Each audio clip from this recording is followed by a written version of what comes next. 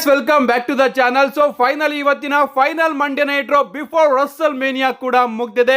So Russell ಮೇನಿಯಾಗೆ ನಿಜವಾಗ್ಲೂ ಕೂಡ hype ನ ಡಬ್ಲ್ಯೂ ಅವರು ಈ ಒಂದು ಮಂಡೇ ನೈಟ್ ರೋ ಅಲ್ಲಿ ಬುಕ್ ಮಾಡಿದ್ರ, ಏನೇನಾಯ್ತು ಅಂತ ಸಂಪೂರ್ಣ ಮಾಹಿತಿನ ತಿಳಿಸ್ಕೊಡ್ತೀನಿ. ವಿಡಿಯೋ ತುಂಬಾ ಇಂಟ್ರೆಸ್ಟಿಂಗ್ ಆಗಿರುತ್ತೆ, ಬನ್ನಿ ವಿಡಿಯೋನ ಶುರು ಮಾಡೋಣ. ಶೋನ ಓಪನಿಂಗ್ ಅಲ್ಲಿ ನಮಗೆ ರಿಂಗ್ ಜನರಲ್ ಗಂತರ್ ಅವರ ಎಂಟ್ರಿ ನೋಡೋದಕ್ಕೆ ಸಿಗುತ್ತೆ. ಅಂಡ್ ನಮ್ಮ ಗಂತರ್ ಅವರ ಇಂಟರ್ವ್ಯೂ ಮಾಡೋದಕ್ಕೆ ನಮ್ಮ ಮೈಕಲ್ ಕೋಲ್ ಅವರು ಕೂಡ ಬಂದಿರ್ತಾರೆ. ಬಟ್ ನಮ್ಮ ಗಂತರ್ ಅವರು ಮೈಕಲ್ ಕೋಲ್ ಅವರ ಜೊತೆ ಜಾಸ್ತಿ ಹೊತ್ತು ಇಂಟರ್ವ್ಯೂನ ಮಾಡಿಸ್ಕೊಳ್ಳೋದಿಲ್ಲ, ಬಂದ್ ಕೂಡಲೇ ಅವ್ರನ್ನ ಕಳಿಸ್ತಾರೆ ಕೂಡ. ಅಂಡ್ ನಮ್ಮ ಗಂತರ್ ಅವರು ಜೇ ಉಸೋಗೆ ವಾರ್ನಿಂಗ್ ನ ಕೊಟ್ಟಿದ್ದಾರೆ. ಜೇ ಉಸೋ ಅವರು ಹೇಳಿದ್ರು ನನಗೆ ನಿನ್ ಮೇಲೆ ಭಯ ಇಲ್ಲ ಅಂತ. ನಿಜವಾಗ್ಲೂ ಅದೇ ನನಗೆ ಬೇಕಾಗಿತ್ತು. ಅಂಡ್ ಜೇ ಉಸೋ ಅವರು ಕಳ್ಕೊಳ್ದಿರ್ತಕ್ಕಂತಹ 36 ವರ್ಷದ ಕಂಟ್ರೋಲ್ ನ ಅವರು ಕಳೆದ 2 ವಾರದಲ್ಲಿ ಕಳ್ಕೊಂಡಿದ್ದಾರೆ. ಯಾಕಂದ್ರೆ ನಾನು ಜಿಮ್ಮಿ ಉಸೋ ಅವರ ಮೇಲೆ ಆ ರೀತಿ ಅಟ್ಯಾಕ್ ಮಾಡಿದೆ. ಜೇ ಉಸೋ ಅವರು ಇದೇ ಕಾನ್ಫಿಡೆಂಟ್ ಅಲ್ಲಿ ರಸಲ್ ಮೇನಿಯಾಗೆ ಬರಬೇಕು ಅಂಡ್ ಆಗ ನಾನು ತೋರಿಸ್ತೀನಿ ನಾನು ಯಾರು ಅಂತ.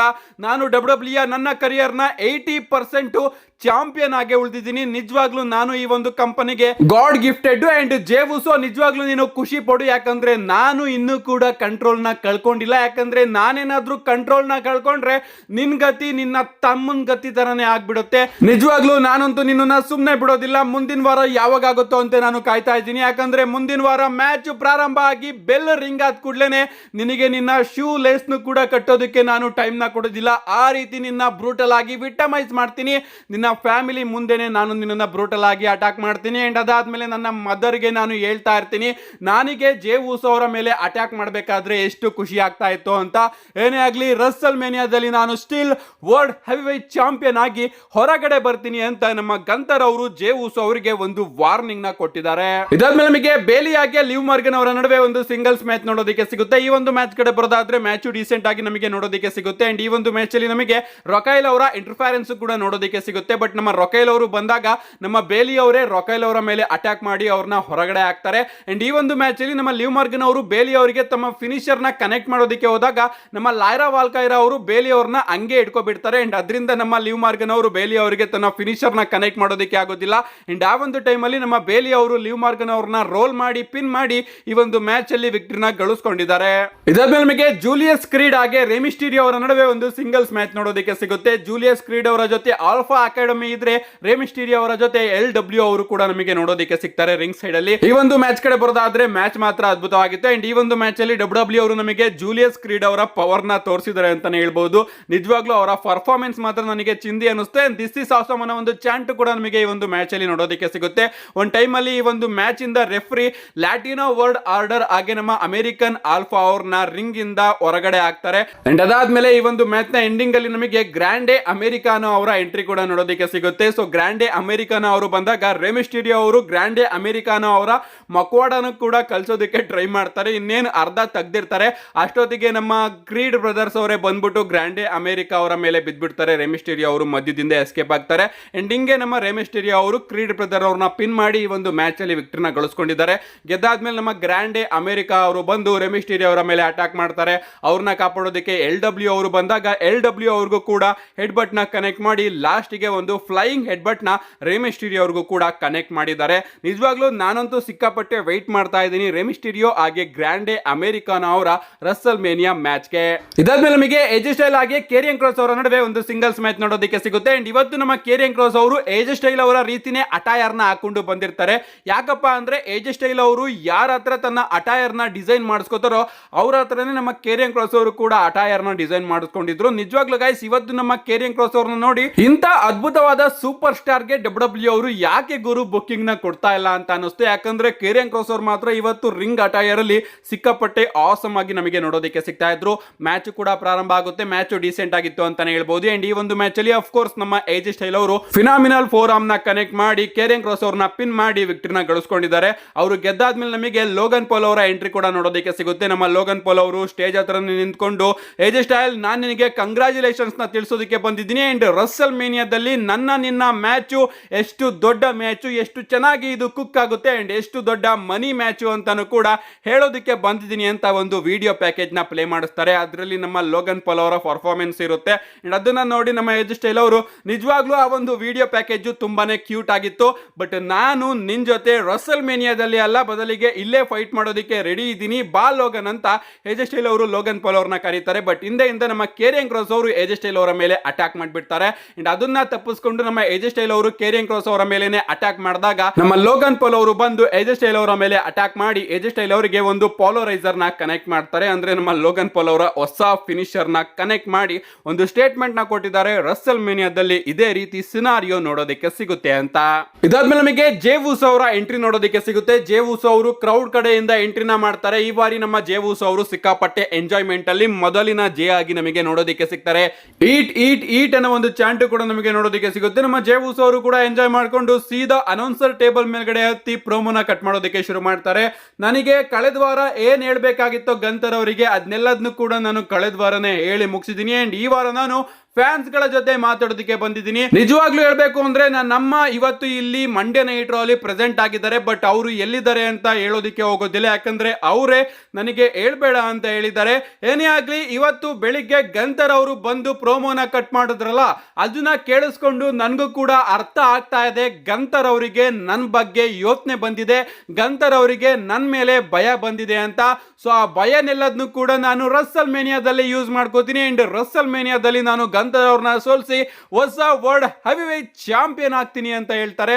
ಅಂಡ್ ಮತ್ತೊಮ್ಮೆ ನಮ್ಮ ಜೇ ಉಸೋ ಅವರು ತನ್ನ ಥೀಮ್ ಸಾಂಗ್ ನ ಪ್ಲೇ ಮಾಡಿಕೊಂಡು ಅಲ್ಲಿಂದ ಹೊರಟೋಗ್ತಾರೆ.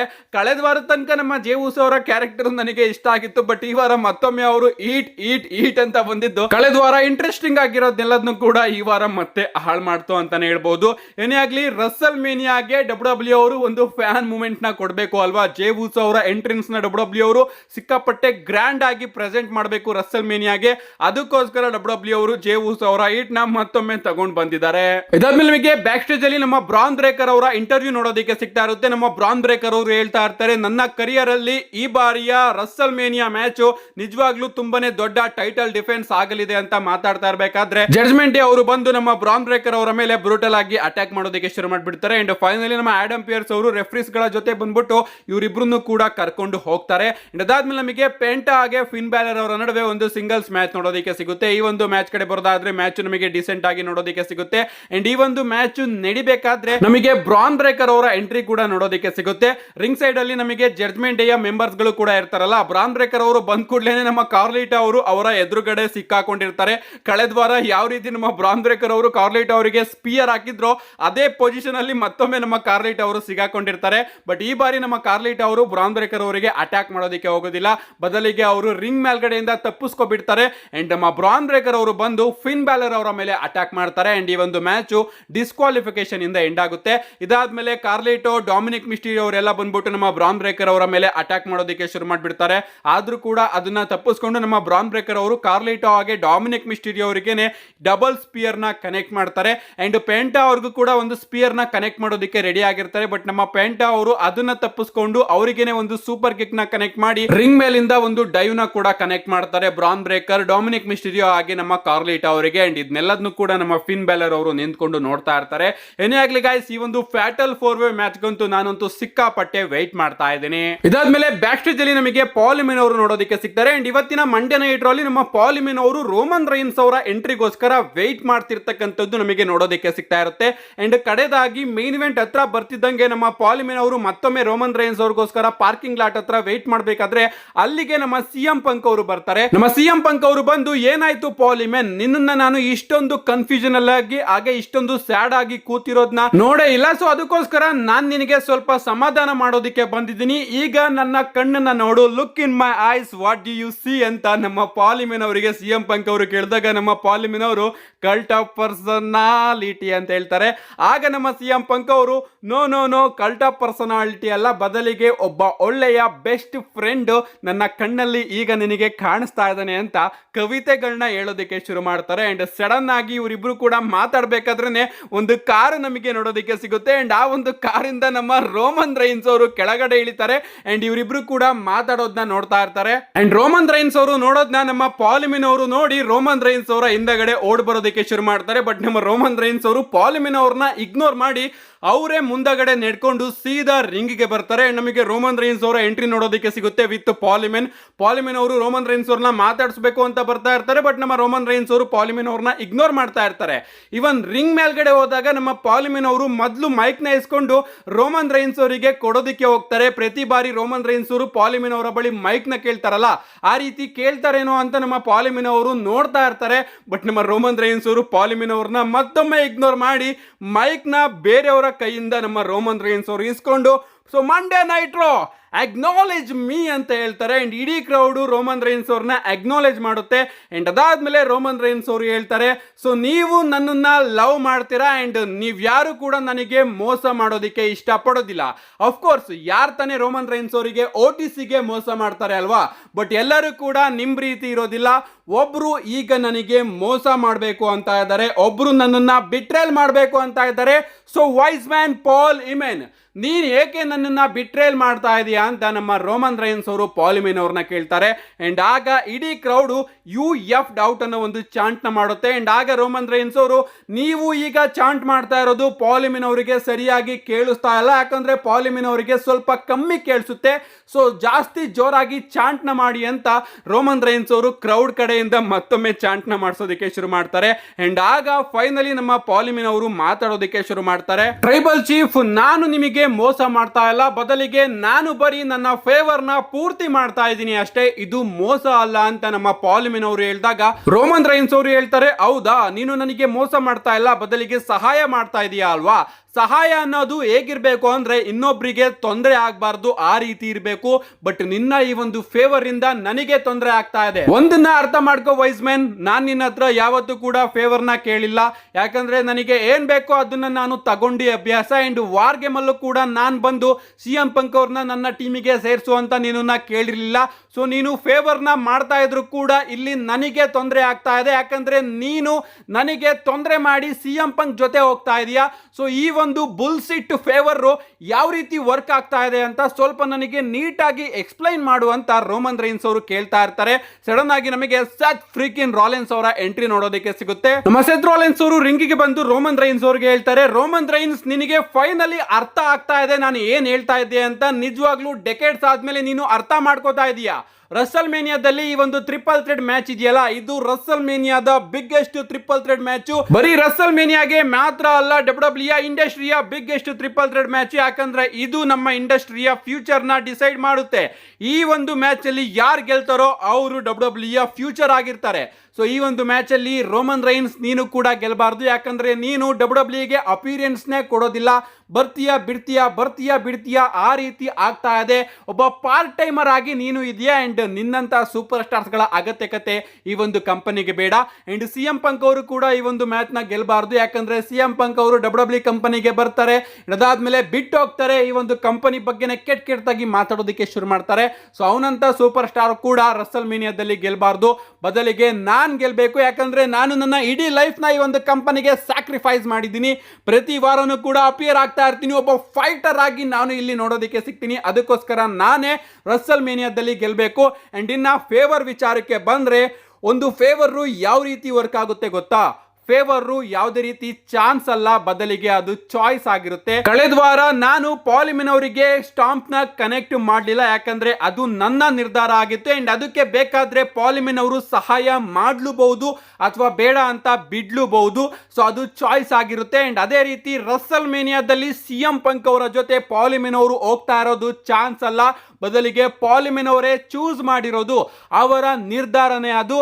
ಸೊ ನೀನಿವಾಗ ಕೇಳಬೇಕಾಗಿರೋದು, ನೀನ್ ಯಾಕೆ ಪಾಲಿಮಿನ್ ಆ ರೀತಿ ನಿರ್ಧಾರ ಮಾಡಿದೆ ಅಂತ ರೋಮನ್ ರೈನ್ಸ್. ಸೊ ನೀನಿವಾಗ ಪಾಲಿಮಿನ್ ಅವ್ರನ್ನ ಈ ರೀತಿ ಕೇಳು ಅಂತ ನಮ್ಮ ಸೆತ್ ರಾಲೆನ್ಸ್ ಅವರು ರೋಮನ್ ರೈನ್ಸ್ ಅವ್ರನ್ನ ಹಾಕೊಡ್ತಾರೆ ಪಾಲಿಮಿನ್ ಅವರ ಮೇಲೆ. ಅಂಡ್ ಆಗ ನಮ್ಮ ರೋಮನ್ ರೈನ್ಸ್ ಅವರು ಹೇಳ್ತಾರೆ, ಹೌದು ಸೆತ್ ರಾಲೆನ್ಸ್ ಅವರು ಹೇಳ್ತಿರೋದು ನಿಜ, ಪಾಲಿಮಿನ್ ರಸಲ್ ಮೇನಿಯಾದಲ್ಲಿ ನೀನು CM ಪಂಕ್ ಅವರ ಜೊತೆ ಇರೋದು ಚಾನ್ಸ್ ಅಲ್ಲ, ಬದಲಿಗೆ ನೀನೇ ಚೂಸ್ ಮಾಡಿರೋದು. ಸೊ ಅದಕ್ಕೋಸ್ಕರ ಈಗ ನಾನು ಕೂಡ ನನ್ನ ನಿರ್ಧಾರನ ತಿಳಿಸ್ತೀನಿ ಅಂತ ಅವರು ಸೆತ್ ರಾಲೆನ್ಸ್ ಅವರ ಮೇಲೆ ಅಟ್ಯಾಕ್ ಮಾಡೋದಕ್ಕೆ ಶುರು ಮಾಡ್ಬಿಡ್ತಾರೆ. ಸೆತ್ ರಾಲೆನ್ಸ್ ಅವ್ರನ್ನ ಅಟ್ಯಾಕ್ ಮಾಡಿ ರಿಂಗ್ ಇಂದ ಹೊರಗಡೆ ಆಗ್ತಾರೆ. ಅಂಡ್ ಇದನ್ನ ನೋಡಿ ನಮ್ಮ ಪಾಲಿಮಿನ್ ಅವರು ಸಿಕ್ಕಾಪಟ್ಟೆ ಖುಷಿಯಾಗಿ I acknowledge you my tribal chief, I acknowledge you my tribal chief ಅಂತ ಚಪ್ಪಾಳೆ ತೊಡ್ತಾ ಇರ್ತಾರೆ. ಅಂಡ್ ಆಗ ರೋಮನ್ ರೈನ್ಸ್ ಅವರು ಪಾಲಿಮಿನ್ ಅವ್ರನ್ನ ಹಿಡಿದು ತೊಳ್ಬಿಡ್ತಾರೆ ಅಂತಾನೆ ಹೇಳ್ಬಹುದು. ಅಂಡ್ ಸಡನ್ ಆಗಿ ನಮಗೆ ಸಿಎಂ ಪಂಕ್ ಅವರ ಎಂಟ್ರಿ ನೋಡೋದಕ್ಕೆ ಸಿಗುತ್ತೆ. ಸಿಎಂ ಪಂಕ್ ಅವರು ಬಂದು ರೋಮನ್ ರೈನ್ಸ್ ಅವರ ಮೇಲೆ ಅಟ್ಯಾಕ್ ಮಾಡ್ತಾರೆ. ಅಂಡ್ ಪಾಲಿಮಿನ್ ಅವ್ರನ್ನ ಬಂದು ಚೆಕ್ ಮಾಡ್ತಾ ಇರ್ತಾರೆ, ಪಾಲಿಮಿನ್ ನೀನು ಚೆನ್ನಾಗಿದೆಯಾ ಅಲ್ವಾ ಅಂತ. ಬಟ್ ಹಿಂದೆಯಿಂದ ರೋಮನ್ ರೈನ್ಸ್ ಅವರು ಸಿಎಂ ಪಂಕ್ ಅವರಿಗೆ ಒಂದು ಸ್ಪಿಯರ್ ನ ಕನೆಕ್ಟ್ ಮಾಡಿಬಿಡ್ತಾರೆ. ಅಂಡ್ ಆಗ ನಮ್ಮ ಪಾಲಿಮಿನ್ ಅವರು ಸಿಕ್ಕಾಪಟ್ಟೆ ಶಾಕ್ ಅಲ್ಲಿ ಇರ್ತಾರೆ. ಅಂಡ್ ಸಡನ್ ಆಗಿ ಮತ್ತೊಮ್ಮೆ ಹಿಂದೆಯಿಂದ ನಮ್ಮ ಸೆತ್ ರೋಲಿನ್ಸ್ ಅವರು ಸ್ಟೀಲ್ ಚೇರ್ ನ ತಗೊಂಡು ಬಂದು ರೋಮನ್ ರೈನ್ಸ್ ಅವರ ಬೆನ್ನಿಗೆ ಹೊಡೆದ್ ಬಿಡ್ತಾರೆ. ಯಾವ ರೀತಿ ಶೀಲ್ಡ್ ಅಲ್ಲಿ ಇದ್ದಾಗ ಅವರು ಹೊಡೆದಿದ್ರು ಅದೇ ರೀತಿ ಸಿಮಿಲರ್ ವೇ ಮತ್ತೊಮ್ಮೆ ರೋಮನ್ ರೈನ್ಸ್ ಅವರ ಬೆನ್ನಿಗೆ ಹೊಡಿತಾರೆ. ಅಂಡ್ ರೋಮನ್ ರೈನ್ಸ್ ಹಾಗೆ ಸಿಎಂ ಪಂಕ್ ಅವರಿಗೆ ಅಟ್ಯಾಕ್ ಮಾಡಿ ಫೈನಲ್ ಆಗಿ ಸಿಎಂ ಪಂಕ್ ಹಾಗೆ ರೋಮನ್ ರೈನ್ಸ್ ಇಬ್ರಿಗೂ ಕೂಡ ಒಂದೊಂದು ಕರ್ವ್ ಸ್ಟಾಂಪ್ ನ ಕನೆಕ್ಟ್ ಮಾಡ್ತಾರೆ. ಅಂಡ್ ಇದನ್ನೆಲ್ಲದನ್ನು ಕೂಡ ನಮ್ಮ ಪಾಲಿಮಿನ್ ಅವರು ಸಿಕ್ಕಾಪಟ್ಟೆ ಶಾಕ್ ಅಲ್ಲಿ ನೋಡ್ತಾ ಇರ್ತಾರೆ. ಹಿಂಗೆ ಇವತ್ತಿನ ಮಂಡೇ ನೈಟ್ ರೋ ಎಂಡಿಂಗ್ ನಮಗೆ ನೋಡೋದಕ್ಕೆ ಸಿಗುತ್ತೆ. ಓವರ್ ಆಲ್ ಗೈಸ್ ಈ ಒಂದು ಟ್ರಿಪಲ್ ಥ್ರೆಡ್ ಮ್ಯಾಚ್ಗಂತೂ ನಾನು ಸಿಕ್ಕಾಪಟ್ಟೆ ಹೈಪ್ ಅಲ್ಲಿ ಇದ್ದೀನಿ. ಫೈನಲಿ ರೋಮನ್ ರೈನ್ಸ್ ಅವರು ಕೂಡ ಪಾಲಿಮಿನ್ ಅವರ ಮೇಲೆ ಕೈ ಮಾಡಿದ್ದಾರೆ ಅಂತಾನೆ ಹೇಳ್ಬೋದು. ಓವರ್ ಆಲ್ ಇವತ್ತಿನ ಮಂಡೇ ನೈಟ್ ರೋ ಮಾತ್ರ ನಿಜವಾಗ್ಲೂ ಆಸಮ್ ಆಗಿತ್ತು. ಒಂದು perfect go home edition for WrestleMania ಇದ್ದಂಗಿತ್ತು. ನಿಮ್ಗೆ ಅನಿಸ್ತು ಇವತ್ತಿನ ಮಂಡೇ ನೈಟ್ ರೋ? ನಿಮ್ಮ ಅನಿಸಿಕೆನ ಕಮೆಂಟ್ ಮಾಡಿ ಅಂತ ಹೇಳ್ತಾ see you guys in my next video.